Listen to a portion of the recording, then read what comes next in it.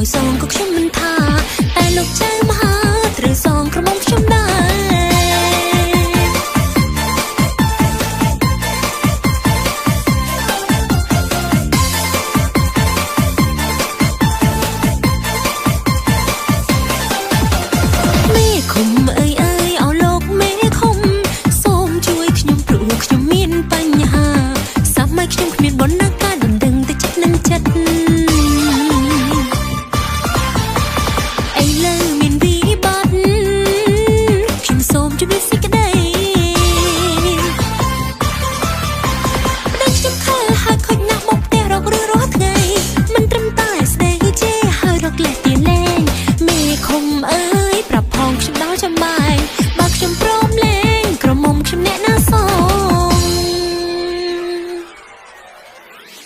ធ្វើមិនទៅជប់ពេលត្រូវរើមិនក៏មិនប្រាប់ដល់ពេលមានរឿងជឿចាប់ទួញយំទួយសោកឲ្យជួយដោះស្រាយមេឃុំក៏តល់តម្រេះបើហងយ៉ាងនេះរឿងអីត្រូវស្ដាយបើសិនអូនមេម៉ាយមិនបាច់ខ្វះខ្វាយក៏មិនខំហ្មងដែរ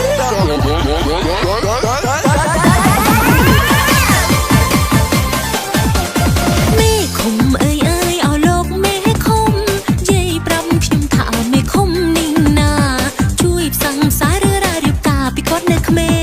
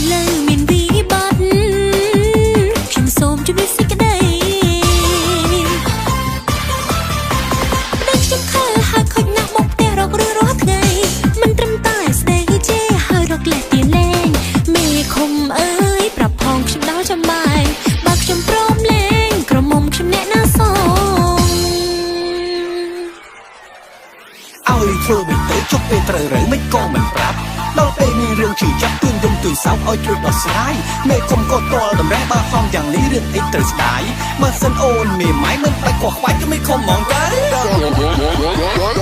រ